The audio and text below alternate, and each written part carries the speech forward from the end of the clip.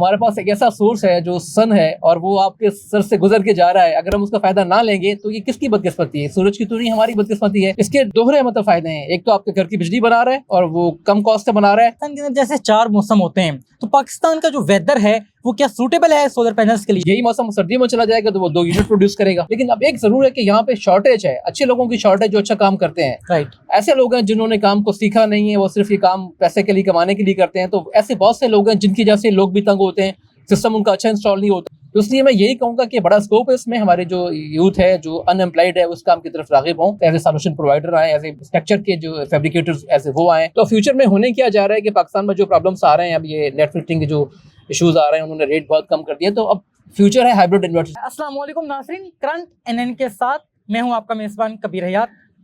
नाज़रीन, आज हम जानेंगे सोलर पैनल का जो बिज़नेस है वो कितनी अमाउंट से स्टार्ट किया जा सकता है, और फर्दर हम ये जानने की कोशिश करेंगे कि सोलर पैनल लगाने से हम एनर्जी के सोर्स को कैसे यूटिलाइज़ कर सकते हैं और अपने इलेक्ट्रिसिटी बिल्स के अंदर किस अंदाज में कमी कर सकते हैं। इस हवाले से मुकम्मल तौर पे जानने के लिए हमारे दरमियान इंजीनियर शकील कम्बू मौजूद हैं। आप एक सोलर कंपनी भी रन कर रहे हैं और बड़े ज़बरदस्त अंदाज में बड़ी टेक्निकल आप इस हवाले से गुफ्तगू करते हैं, हमें डिफरेंट प्लेटफॉर्म्स के ऊपर नज़र आते हैं। आइए आपसे बात करते हैं। अस्सलाम वालेकुम। जी वालेकुम सलाम, क्या हाल है? जी अल्हम्दुलिल्लाह मैं खैरियत से हूँ। मैं इंतहाई मशकूर हूँ, आपने हमें वक्त दिया। अच्छा, आगाज़ में ये बताइएगा, बहुत से इस वक्त ग्रेजुएट स्टूडेंट्स हैं जो हमें देख पा रहे हैं और आपकी प्रेजेंस से फ़ायदा उठाते हुए मैं ये जानना चाहूँगा कि एक इनिशिएटिव लेना चाह रहा है बंदा सोलर की फील्ड में, तो मिनिमम कितनी इन्वेस्टमेंट है जिससे हम इस बिज़नेस का आगाज़ कर सकते हैं? जी, पहले तो मैं आपको बताना चाहूँगा कि सोलर की जो फील्ड है ये रिन्यूएबल एनर्जी के ज़मरे में आती है। राइट। और जिसके कार्बन फुटप्रिंट ज़ीरो हैं। और इसमें आपके मेंटेनेंस चार्जेस ना होने के बराबर होते हैं। और इसमें किसी किस्म की आपको कोई ऐसी चीज़ नहीं है जो आपको, रॉकेट साइंस नहीं है जो आपको तंग करे। अगर एक बार आप लगवा लेंगे तो आप बड़े आराम से, एक तो कस्टमर फ्रेंडली भी है, आप सिस्टम को समझ जाएंगे और फिर बेहतर तरीके से आप उसको रन कर सकते हैं। तो ये कितनी अमाउंट हो सकती है मिनिमम जिसको एक इनिशिएटिव लेने वाला बंदा इनटेक करे तो वो इसका आगाज़ करे? अब मैं आपको बताना चाहूँगा कि जो वो हमारे स्टूडेंट्स जो ख़ास तौर पे जिन्होंने कोई डिप्लोमा किया हुआ है या जिनका कोई शौक है सोलर की फील्ड में, या वो टेक्निकल है और इलेक्ट्रिकल फील्ड से आशना है, वो बड़े आराम से ये काम शुरू कर सकते हैं। और इसके लिए कोई ज़्यादा पैसों की भी ज़रूरत नहीं है उनको, और सिंपली उनके पास एक टूल किट हो। और अगर उनके पास ट्रेनिंग नहीं है तो आजकल ऐसी मल्टीनेशनल कंपनीज़ हैं जो आपको सोलर की इंस्टॉलेशन की ट्रेनिंग्स देती हैं, जो इन्वर्टर की सेटिंग्स की ट्रेनिंग्स देती हैं। आप वहाँ जाके 2-3 हफ्ते का कोर्स कर सकते हैं और फ्री ऑफ कॉस्ट है। अगर किसी को ज़रूरत होगी तो आप मुझे बताइएगा, मैं भी उनको ट्रेनिंग करवा दूंगा। उसके बाद फिर आप मेरे ख्याल से 40-50 हज़ार से काम शुरू कर सकते हैं। और एक अच्छा इंस्टॉलर जो होता है उसको हमेशा नो हाउ होना चाहिए पैनल्स के बारे में, कि किस तरह से कनेक्शंस करने हैं, कितनी स्ट्रिंग्स निकालनी है, कितनी किलोवाट पे कितने पैनल की एक स्ट्रिंग निकालनी है, उसके बाद फिर अर्थिंग का ख्याल किस तरह करना है, उसके बाद फिर इन्वर्टर की सेटिंग किस तरह करनी है। और ये तमाम चीज़ें ऐसी नहीं है कि जो एक आम टेक्निकल आदमी को समझ ना आए। सोलर एनर्जी जो है, देखिए, सबसे पहले तो मैंने आपको बताया कि लोगों को इसका एक एस्पेक्ट पता है कि बिजली पैदा करती है, सही है। लेकिन इसका जो दूसरा एस्पेक्ट है, देखिए, ये ग्रीन एनर्जी है। हम इसको ग्रीन एनर्जी क्यों कहते हैं? क्योंकि इसमें कोई बहुत बड़ा हैवी फ्यूल नहीं पड़ता है जिसकी बुनियाद पे पावर प्लांट चलता है, फिर वो धुआं निकालता है, फिर आपके एयर को पॉल्यूटेंट करता है, एयर को ख़राब करता है। ये तो ऐसा एक सोर्स है कि सूरज की लाइट पड़ रही है और वो लाइट जो है वो पड़ने के बाद आप में उसमें इलेक्ट्रॉन्स पैदा होते हैं, फ्लो ऑफ इलेक्ट्रॉन बनता है और करंट पैदा होता है। उसका मतलब कि देखिए, एक तो इसके दोहरे मतलब फ़ायदे हैं। एक तो आपके घर की बिजली बना रहा है और वो कम कॉस्ट से बना रहा है, और उसके बाद फिर आपको ग्रीन एनर्जी दे रहा है। आपका एनवायरनमेंट जो, उसमें कतई इसकी कोई भी ऐसी चीज़ नहीं है जो एनवायरनमेंट को ख़राब करे। एक तो ये बड़ी अहम चीज़ है। बहुत ज़बरदस्त बात की आपने, ये इन्वायरमेंट फ्रेंडली भी है। और ये बताइएगा, पाकिस्तान के अंदर जैसे 4 मौसम होते हैं, तो पाकिस्तान का जो वेदर है वो क्या सूटेबल है सोलर पैनल्स के लिए? जी देखिए, अल्हम्दुलिल्लाह हमारे मुल्क पाकिस्तान ऐसा मुल्क है दुनिया का जिसमें हर किस्म का मौसम है, और उसके ख़ास एक बेहतर तरीके से मौसम जो अपने आप को प्रेजेंट करता है, और एफिशिएंसी भी उस मौसम की बहुत ही आला है। देखिए, यहाँ पे साल में होते हैं 365 दिन, उसमें से 280 दिन जो है वो धूप निकलती है। आप देखिए, अगर हमारे पास एक ऐसा सोर्स है जो सन है और वो आपके सर से गुजर के जा रहा है, अगर हम उसका फायदा ना लेंगे तो ये किसकी बदकिस्मती है? सूरज की तो नहीं, हमारी बदकिस्मती है। तो हमें तो वो अपना चांस दे रहा है। जो लोग सोलर की बिजली बना रहे हैं, अपने घर की बिजली खुद बना रहे हैं, तो उनको हर लिहाज से फायदा है, चाहे वो ग्रिड से कनेक्ट हो या ना हो, उनका फायदा अपनी जगह पे मौजूद है। और सोलर की रोशनी से आप जान छुड़वा नहीं सकते हैं, क्योंकि ये तो ऐसी रोशनी है कि यार जिसके बगैर आपकी जिंदगी ही नहीं है। तो सूरज की रोशनी एक तो आपको सेहत के लिए भी हेल्दी है, उसकी रोशनी के बहुत सारे फ़वाइद हैं। गर्मी सर्दी का सीज़न है, फिर ये क्रॉप्स पकती हैं इसकी रोशनी में, और अगर वो लिस्ट बनाए तो बहुत बड़ी लिस्ट है। उसके बाद फिर यही सूरज जो है बिजली भी पैदा करता है। तो अल्हम्दुलिल्लाह अल्लाह ताला की शान है। बेशक अल्लाह तबारक व तआला ने हमें ऐसी नेमतों से नवाज रखा है। मज़ीद एक और बहुत कन्फ्यूजन है लोगों के ज़हन के अंदर, यकीनन अवेयरनेस के सेशन के हवाले से हम ये वीडियो बनाने जा रहे हैं। तो मैं ये भी जानना चाहूँगा आपसे कि लोग ये समझते हैं कि शायद सोलर प्लेट्स के ऊपर जब बारिश होती है तो वो जो है वो डिम हो जाएंगी या वो टूट जाएंगी या टूट-फूट का शिकार हो जाएंगी या आंधी बहुत तेज़ जब चलती है, जो कि हमारे मैदानी इलाकों के अंदर कॉमन प्रैक्टिस है। तो मैं ये जानना चाहूँगा इस तरह की जो कंडीशंस हैं वेदर के हवाले से, क्या ये सोलर पैनल्स को हिट करती हैं? देखिए, जैसे मैंने आपको बताया कि पाकिस्तान में 280 डेज़ से ज़्यादा सूरज होता है। तो इसका मतलब है कि 280 डेज़ तो बिजली पैदा कर सकते हैं। हाँ, ये ज़रूर है कि अगर धूप की मिकदार कम होती है या उसका टेम्परेचर कम होता है, एफिशिएंसी कम हो जाती है। मिसाल के तौर पे अगर गर्मियों में जो पीक सीज़न होता है, जिस तरह से गर्मियों का सीज़न होता है, उसमें आप 1 किलोवाट से 4 यूनिट जनरेट कर सकते हैं। ठीक है ना? ये एक उसकी आप इस पैमाने से नाप सकते हैं उसको। हाँ, अगर सर्दियों में यही मौसम सर्दियों में चला जाएगा तो वो 2 यूनिट प्रोड्यूस करेगा, 2.5 यूनिट प्रोड्यूस करेगा। तो मौसम के हिसाब से इसकी इलेक्ट्रिसिटी की एफिशिएंसी में फ़र्क ज़रूर पड़ता है, लेकिन ये नहीं है कि वो बिल्कुल ख़त्म हो जाती है। मौसम अच्छा होगा तो बिजली अच्छी पैदा होगी और मौसम ख़राब होगा तो बिजली कम पैदा होगी। बहुत अहम बात की आपने। डेप्रिसिएशन के हवाले से बताइएगा, सोलर पैनल की डेप्रिसिएशन किस अंदाज में होती है और इसको कैसे मिनिमाइज किया जा सकता है? देखिए, सोलर पैनल जो है डेप्रिशिएट ज़रूर होते हैं, जिस तरह दुनिया में हर चीज़ डेप्रिशिएट होती है, वो चाहे कोई भी चीज़ हो दुनिया में, कोई ऐसी चीज़ ही डेप्रिशिएट ना होती हो। हाँ, मैक्सिमम डेप्रिसिएशन इसकी होती है एट द 25 साल के बाद 3 से 4% बस। शुरू के 2-3 साल नहीं होती, उसके बाद फिर ये तकरीबन कोई 2 से 3% होती है और आखिर में जो डेप्रिसिएशन टोटल होती है पूरी एफिशिएंसी का, वो नॉट मोर देन 3%। मींस कि एक सोलर पैनल जब हम इंस्टॉल कर लेते हैं कितने अरसे तक उससे हम बेनिफिट उठा सकते हैं? 25 साल तक। 25 साल तक। ये बड़ी हैरानकुन ये चीज़ है हमारे लिए और यकीनन बहुत यूज़र फ्रेंडली है ये प्रोडक्ट कि 25 साल तक आप एक ऐसे मसले से अपने आप को आज़ाद कर लेंगे इलेक्ट्रिसिटी बिल्स के हवाले से कि इलेक्ट्रिसिटी बिल्स मंथली बेसिस पे जब आते हैं तो यकीनन आपकी तनख्वाह का या आपके सोर्स ऑफ इनकम का मैक्सिमम जो पोर्शन है वो इसकी मद में हम गवर्नमेंट को दे देते हैं और उसके बाद हम परेशान बैठे दिखाई देते हैं। तो आज हमारे पास ये अपॉर्चुनिटी मौजूद है और इस प्लेटफॉर्म से हमने कोशिश की है कि हम सोलर पैनल के हवाले से तमाम तर चीज़ों को मुकम्मल तौर पे जानने की कोशिश कर सकें। मज़ीद मैं ये भी जानना चाहूँगा, हमारे यहाँ पे जो नौजवान हैं या जो इंडिविजुअल्स हैं, तो क्या वो भी सोलर पैनल को यूटिलाइज करते हुए अपने घरों के अंदर इन तमाम तर चीज़ों को इंडेक्ट कर सकते हैं? यार देखिए, मैं आपको एक मज़े की बात बताऊं, क्योंकि पाकिस्तान में माशी हालात इतने अच्छे नहीं थे, तो हर तबके फ़िक्र के आदमी ने ये काम किया है। बड़े लोगों ने सोलर पैनल मंगवाना शुरू कर दिए, छोटे लोगों ने जिनमें प्रॉपर्टी सेक्टर के लोग हैं और ऐसे लोग हैं जो बेरोजगार हैं, उन्होंने सोल्यूशन प्रोवाइडर की सर्विसेज शुरू कर दी।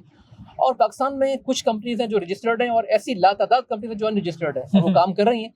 उसका मतलब है कि सोलर की इंडस्ट्री ने आपको सहारा दिया है, आपकी इकोनॉमी को सहारा दिया है, आपकी फैमिलीज को सहारा दिया है। लेकिन अब एक ज़रूर है कि यहाँ पे शॉर्टेज है, अच्छे लोगों की शॉर्टेज जो अच्छा काम करते हैं। राइट। ऐसे लोग हैं जिन्होंने काम को सीखा नहीं है, वो सिर्फ ये काम पैसे के लिए कमाने के लिए करते हैं। तो ऐसे बहुत से लोग हैं जिनकी जैसे लोग भी तंग होते हैं, सिस्टम उनका अच्छा इंस्टॉल नहीं होता, उनके कनेक्शंस ठीक नहीं होते हैं, उनकी सेटिंग्स ठीक नहीं होती हैं, तो वो फिर सोलर को चैलेंज करते हैं वो लोग। हालांकि ऐसी बात नहीं है।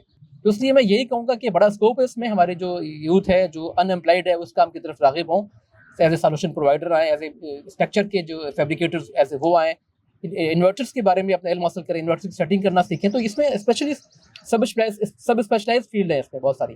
तो बड़ी ज़बरदस्त बात की आपने। मज़ीद मैं ये जानना चाहूँगा, हमारे यहाँ पे माशरे के अंदर जो यूज़र्स हैं जब वो सोलर पैनल्स की तरफ जाते हैं तो वो प्लेट्स को लेते वक्त जो है वो कौन सी एहतियाती तदाबीर अपने माइंड में रखें और कौन सी एहतियाती तदाबीर हो सकती हैं जो एक इंडिविजुअल लाजमी तौर पर देखे जब वो सोलर प्लेट्स जो है वो इनटेक कर रहा है? देखिए, आपने बहुत अच्छी बात की। देखिए, जब तक कस्टमर अवेयरनेस नहीं लेगा तब तक वो हमेशा चैलेंज में ही रहेगा। तो सोलर प्लेट्स में मार्केट में ये है कि सोलर प्लेटें बहुत ही डिफरेंट ग्रेड्स की मिल रही हैं। ए ग्रेड से शुरू होती हैं और डी ग्रेड तक जाती हैं। ओके। आपने सिर्फ ये मेक श्योर करना है कि आपने सिर्फ वही प्लेट लेनी है जो टियर 1 की प्लेट हो।